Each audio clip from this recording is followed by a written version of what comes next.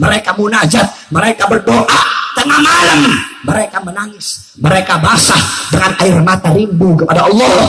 Kalau siang beda lagi. Kalau malam mereka megang pulpen, malam mereka megang kitab, malam basah dengan air mata. Siang mereka megang senjata, basah dengan darah, mengorbankan jiwa dan nyawa untuk memerdekakan Republik Indonesia. Oleh karenanya tanamkan dalam hati-hati kalian, wahai anak-anak muda, tanamkan dalam hati kalian ruh-ruh para ulama dan santri terdahulu. Saudara-saudara, tanah Indonesia telah dicuci dengan darah para ulama, darah para habaib, darah para kiai, sehingga Indonesia menuju ambang kemerdekaannya. Kalau bukan karena perjuangan beliau-beliau, para ulama, para santri, para kiai, Indonesia tidak akan pernah merdeka. Saudara-saudara, sampai-sampai kamu tahu pasukan Gurkha itu sekutunya Inggris. Pasukan Gurkha yang pernah menyerang Sukabumi, yang pernah menyerang Surabaya ketika itu. Apa kata pasukan Gurkha? Kami menemani Inggris kemana-mana untuk menjajah negara-negara. Kami tidak pernah takut, kami tidak pernah khawatir. Tetapi ketika kami datang ke Surabaya, kami melihat putih-putih, maksudnya para santri yang memegang bambu runcing. Kami lihat mereka, ketika mereka mengucapkan satu kalimat, maka tiba-tiba hati kami hancur, hati kami ketakutan, hati kami galau, hati kami khawatir, sehingga banyak dari kami yang mundur langsung justru membelot, justru membela Indonesia. Pertanyaannya, kalimat apa yang mereka teriakkan? Kalimat apa yang mereka serukan di bawah langit Indonesia? Kalimat apa yang diteriakkan oleh Bung Tomo, yang diteriakkan oleh anak-anak Surabaya, yang diteriakkan oleh anak-anak Jakarta? Kalimat apa yang diteriakkan oleh Bung Tomo, oleh Jenderal Sudirman, oleh Pangeran Diponegoro, oleh Imam Bonjol, oleh Si Pitung? Tidak ada kalimat yang bisa membakar semangat para ulama, para santri, para pejuang, dan para pahlawan Indonesia. Kalimat yang bisa membuka gerbang kemerdekaan Indonesia, kecuali kalimat Allah. Kalimat itulah yang membuat hati musuh ketakutan, hati musuh hancur, penjajah kabur, lari dari Indonesia. Sebab kalimat yang tiap 5 waktu kita sebut ketika takbiratul ihram, yaitu kalimat yang membesarkan Allah sehingga musuh-musuh terlihat kecil, saudara-saudara. Kalimat yang membesarkan Allah sehingga para penjajah terlihat kecil di mata para pejuang-pejuang dan anak-anak Indonesia serta pemuda-pemudi Islam ketika itu. Oleh karenanya, wahai pemuda-pemudi Islam, khususnya pemuda-pemudi Kalideres Jakarta Barat, masukkan ruh-ruh mereka, jiwa-jiwa mereka ke dalam hati kalian. Sebab kenapa? Kalian para pemuda-pemudi Islam satu-satunya harapan bangsa, satu-satunya ujung tombak Indonesia, satu-satunya benteng terakhir negara Kesatuan Republik Indonesia. Kenapa? Sebab kita tidak bisa dibeli oleh Cina, betul?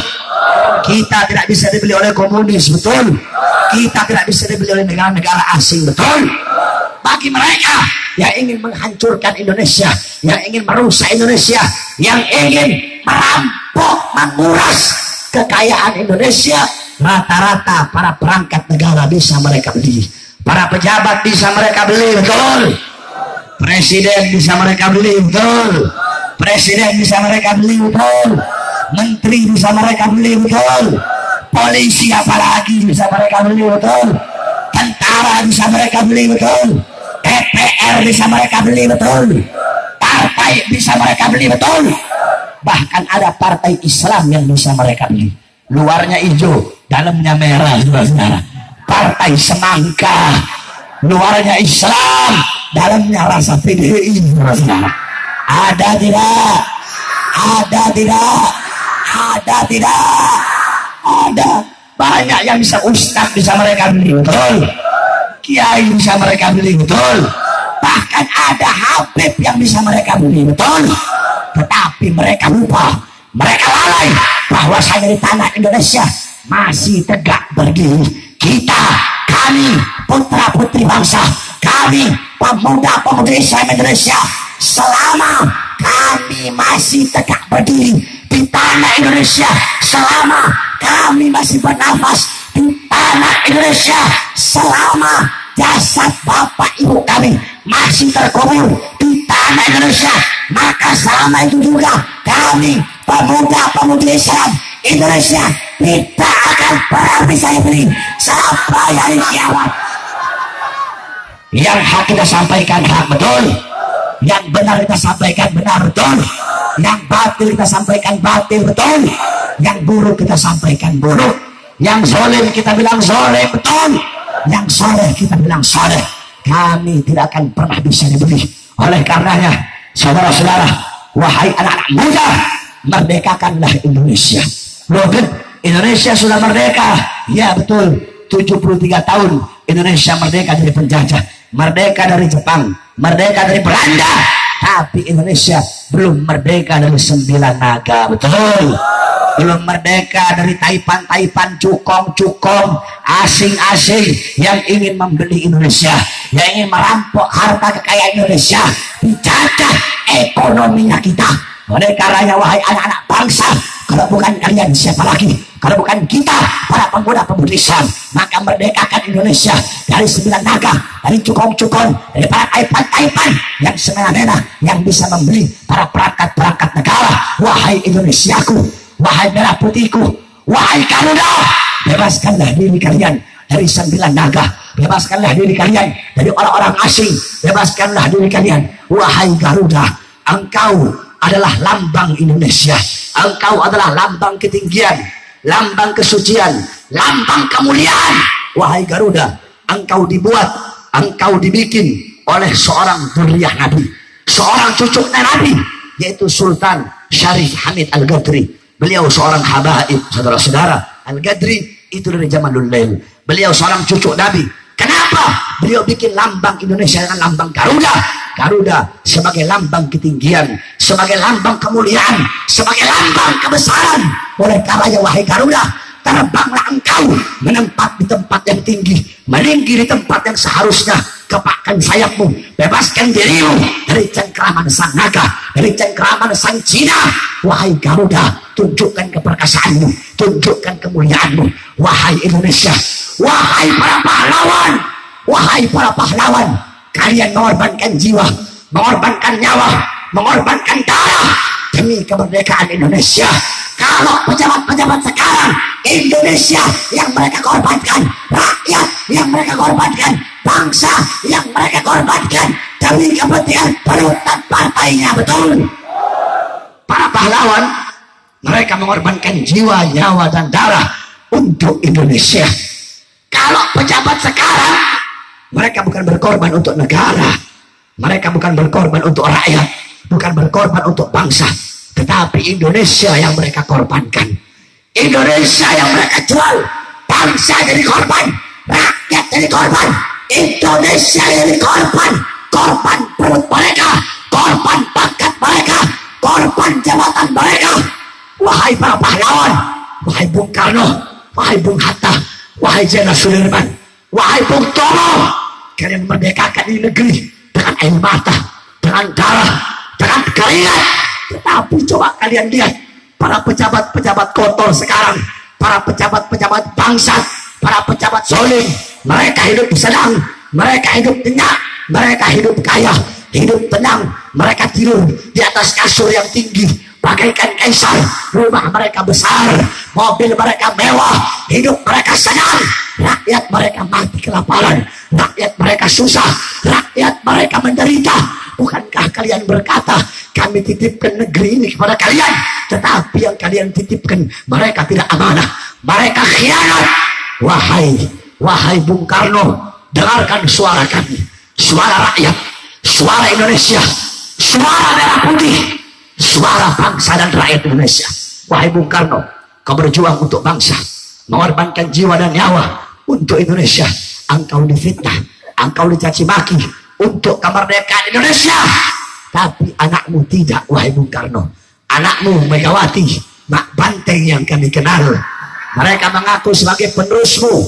Tetapi kalau engkau berkorban untuk negara, berkorban untuk bangsa, kau punya anak, harta rakyat dijual. Betul, kekayaan Indonesia digadaikan. Betul, utang makin banyak. Betul, Jokowi buka polos sih boleh, mukanya sih polos, mukanya sih sederhana, mukanya sih merakyat, muka-muka polos tapi utang makin banyak, betul? Muka-muka polos BBM naik, betul? Muka-muka polos tetapi pengangguran makin banyak, betul? Yang kaya jadi miskin, betul? Yang miskin tambah miskin, betul? Zaman Jokowi bukan yang kaya tambah kaya, bukan. Yang kaya mah asing, kita pribumi. Yang kaya tambah miskin, betul? Yang miskin lebih miskin, makin banyak rakyat kelaparan. Tenaga kerja impor dari Cina, tenaga kerja impor dari asing. Rakyatnya, pemuda-pemudinya banyak yang pengangguran, betul? Jangankan tenaga kerja, pacul aja impor dari Cina, terus saudara. Jangankan pacul, tasbih made in Cina, terus saudara. Tasbih made in Cina. Coba kamu bayangkan, besok peci made in Cina, baju koko made in Cina. Makanya kita orang muslim di sini harus banyak produksi banyak. Jadilah kamu muslim yang kaya, muslim yang makmur, muslim yang sejahtera. Apa kata Rasulullah? Aku lebih cinta, aku lebih sayang muslim yang kaya daripada muslim yang miskin. Sebab kenapa? Seorang muslim yang miskin bisa mendekati kepada kekufuran. Lihat berapa banyak orang-orang miskin, orang-orang susah, mereka menjual imannya, menukar keimanannya dengan Indomie satu kardus, saudara-saudara.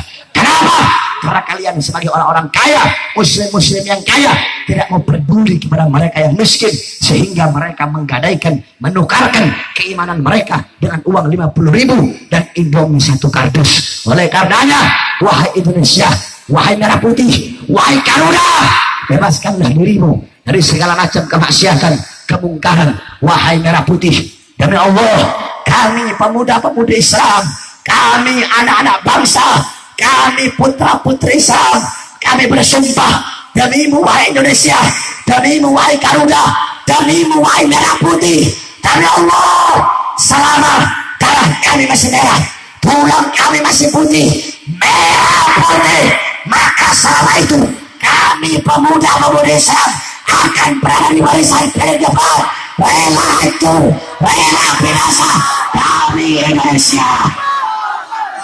Saya tanya, pemuda-pemudi Islam dari Indonesia siap hancur demi Indonesia? Siap binasa demi Indonesia? Siap berdarah demi Indonesia? Siap mati demi Indonesia? Siap hancur demi Indonesia? Siap senang apa siap susah asal bangsa senang?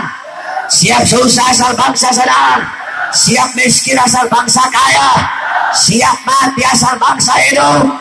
Siap berkorban?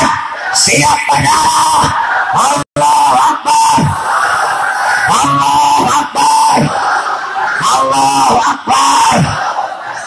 Kita yang selalu mengumandangkan Allahu Akbar selalu dituduh radikal, betul? Selalu dituduh intoleran, betul? Siapa yang menuduh pengkhianat bangsa? Siapa yang menuduh pejabat-pejabat kotor? Siapa yang menuduh pejabat-pejabat zalim? Siapa yang menuduh orang-orang munafik? Sampaikan kepada mereka yang menuduh kita sebagai golongan radikal. Sampaikan kepada mereka yang menuduh kita sebagai golongan-golongan intoleran. Hei pengkhianat bangsa, hei pejabat kotor, hei koruptor, hei orang-orang munafik, kami yang kalian tuduh sebagai radikal, kami yang kalian bilang sebagai kaum sumbu pendek, kami yang kalian sebut sebagai kaum intoleran, kaum radikal inilah, kaum intoleran inilah, kaum sumbu pendek inilah yang nanti kalau ada musuh-musuh Indonesia yang ingin datang untuk merebut kedaulatan Indonesia, maka kaum yang kalian sebut radikal ini yang akan berada di barisan paling depan, yang siap hancur binasa untuk Indonesia. Merdeka! Merdeka! Merdeka! Allahu Akbar! Allahu Akbar! Allahu Akbar! Hidup Indonesia! Hidup Indonesia! Hidup Indonesia! Merdeka! Allahu Akbar! Mudah-mudahan Allah hancurkan siapapun yang ingin menghancurkan Indonesia. Allah binasakan siapapun yang ingin membinasakan Indonesia. Kita umat Islam siap hancur di Indonesia, betul? Kalau ada yang bertanya, siapa mereka yang siap hancur di Indonesia? Jawab, kami umat Islam yang rindu akan kematian, kamilah adalah umat Islam yang siap hancur dan binasa di Indonesia. Mudah-mudahan Allah berikan Indonesia pemimpin yang adil, pemimpin yang bisa mensejahterakan rakyat, yang bisa memakmurkan rakyat. Amin ya rabbal alamin. Allahumma ja'al biladana baldatun tayyibatun wa rabbun ghafur. Allahumma arhamna warhamhum fala khairar rahimin, wansurna wansurhum fala khairan nasirin, warzuqna warzuqhum fala khairar raziqin, wa 'allimna wa'allimhum fala khairal 'alimin. Wa sallallahu alaihi wasallam Muhammad wa ala alihi wa sahbihi wa barik wa sallam. Alhamdulillah rabbil alamin. Terakhir, sebelum saya tutup, saudara-saudara, saya sampai sekarang masih terus lagi bangun pondok pesantren. Saya punya pondok itu udah 4 tahun. Majelis udah jalan 11 tahun. 11 tahun yang lalu saya buka majelis. 4 tahun yang lalu saya buka pesantren. Alhamdulillah, sampai detik ini majelis saya, pondok saya, perut anak istri saya masih saya jaga daripada uang-uang pemerintah, saudara-saudara. Alhamdulillah, majelis pondok saya, majelis taklim, pondok pesantren sampai sekarang tidak masuk uang pemerintah.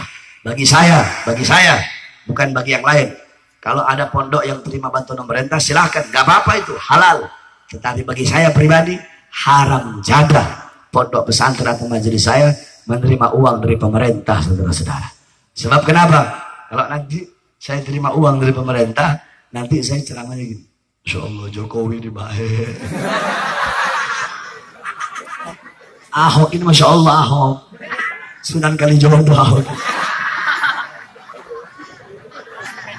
Makanya apa kata Imam Ghazali? Imam Ghazali bilang dalam kitab Ihya'nya, kata Imam Ghazali, jangan kalian terima sesuatu apapun yang datangnya dari pejabat yang zalim. Kalau kamu terima, akan tertanam dalam hatimu rasa simpati kepadanya, sehingga maksiatnya kamu biarkan, mungkaratnya kamu biarkan. Ustadz, Kiai Habib, itu pejabat nggak bener itu, kenapa nggak ditegur? Nggak enak saya menegur. Kemarin habis kasih Fortuner saya. Nggak enak saya menegur. Kemarin habis nyumbang semen 1000 sak buat pondok saya. Ada tidak yang begitu? Banyak. Nah, makanya oleh karena itu pada malam hari ini saya harapkan hadirat yang hadir mengeluarkan hartanya di jalan Allah Subhanahu Wa Taala untuk pembangunan pondok pesantren. Yang dimana harta yang kau keluarkan, tidak ada harta yang bisa menyelamatkan seseorang dalam kubur kecuali harta yang dikeluarkan di jalan Allah Subhanahu Wa Taala. Semuanya sambil kita bersolawat kepada Rasulullah. Nanti laskar pakai sorban semua sambil kita bersolawat kepada Rasulullah. Ayo semuanya yang keras. Salatullah, salamullah ala taha. Duduk.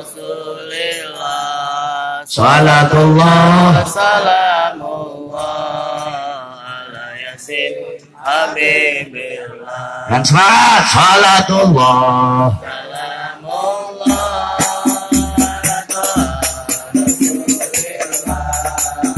salatullah ala yasin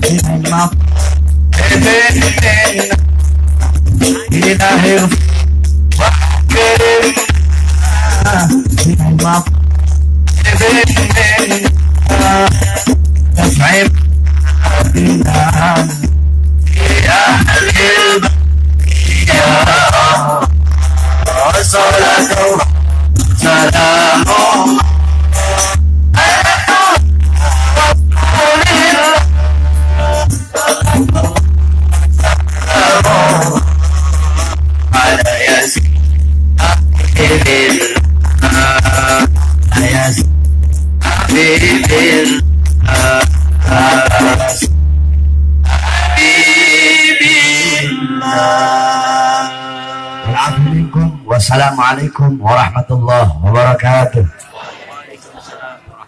Para jemaah